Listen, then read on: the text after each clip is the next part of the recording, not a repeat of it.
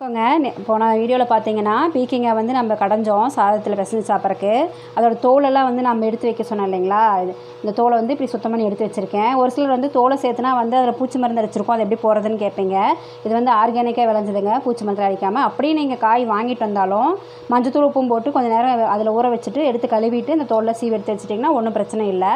அந்த மாதிரி நான் தோலை எடுத்து சுத்தம் பண்ணி கழுவி வச்சுருக்கேன். புளி ஒரு சோளம் எடுத்து வச்சுருக்கேன். தேங்காய் ஒரு துளிவால் எடுத்து வச்சுருக்கேன், ஒரு கீத்தளவுக்கு. 2 வரமிளகாய், ஒரு தக்காளி, ஒரு பிஞ்சு சீரகம், ஒரு பிஞ்சு கொத்தமல்லி, கடலப்பருப்பு ஒரு ஸ்பூனு, உளுத்தம்பருப்பு ஒரு ஸ்பூனு, சின்ன வெங்காயம் வந்து ஒரு கைப்பிடி எடுத்து வச்சுருக்கேங்க. இது இந்த சட்னிக்கு தேவையான பொருள். இப்போ வந்து எப்படி வதக்குறதுன்னு பார்க்கலாம் வாங்க.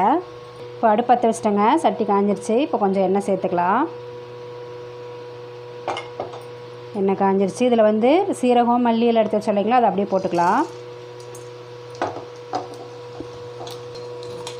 இப்போது சீரகம் கடலப்பருப்பெல்லாம் போட்டுங்க, கூடவே வரமிளகாயும் போட்டுக்கலாம்.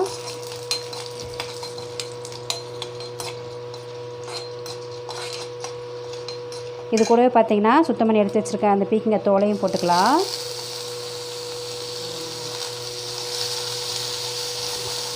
நல்லா இந்த அளவுக்கு வதங்கிருச்சு பாருங்கள். தோலில் நல்லா மொறுமொறுன்னு. கூட இந்த தேங்காயும் சேர்த்து வறுத்து எடுத்துக்கலாம்.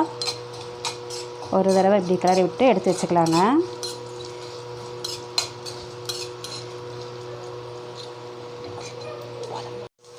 பாருங்கள், இந்த மாதிரி வறுத்து எடுத்து வச்சுக்கிட்டேன். இந்த பீக்கிங்காய் தோல், இது கடலப்பருப்பு, தேங்காயெல்லாம். அடுத்தது தக்காளி வெங்காயம்லாம் வதக்கிக்கலாம். இப்போது வானலியில் வெங்காயம் போட்டுட்டேன்.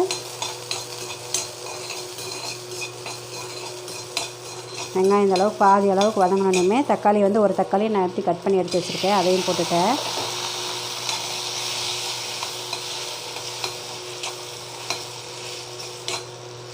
போட்டு இது வதங்குறதுக்காக கொஞ்சமாக உப்பு போட்டுக்கலாங்க.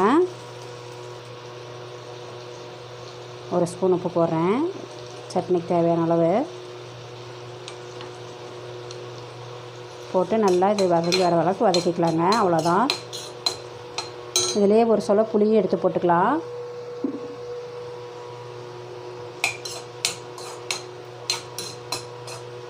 அவ்வளோதாங்க. இது வதங்கி வந்தோடனே நம்ம சட்னி அரைச்சிக்கலாம். இட்லி தோசைக்கெல்லாம் சூப்பராக இருக்கும். தோலை வீண் பண்ணாமல் இந்த மாதிரி சட்னி அரைச்சி பாருங்கள். சத்தும் கிடைக்கும் உங்களுக்கு, சட்னி நல்லா டேஸ்ட்டாகவும் இருக்கும். அவ்வளோதாங்க. தக்காளி வெங்காயம்லாம் நல்லா வதங்கிருச்சு. இப்போ வந்து இந்த வறுத்து வச்சுருக்கிறது எடுத்து இதிலே கொட்டி கலந்து விட்டுக்கலாம். கலந்து ஆற வச்சு அரைச்சிக்கோங்க. அவ்வளோதான், சட்னி ரெடி ஆயிரும்.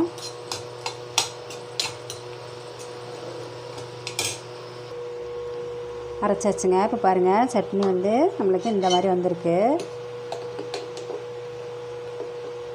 இது இட்லிக்கு தோசைக்கு எல்லாத்துக்குமே நல்லா இருக்குங்க. இந்த மாதிரி செஞ்சு பாருங்கள்.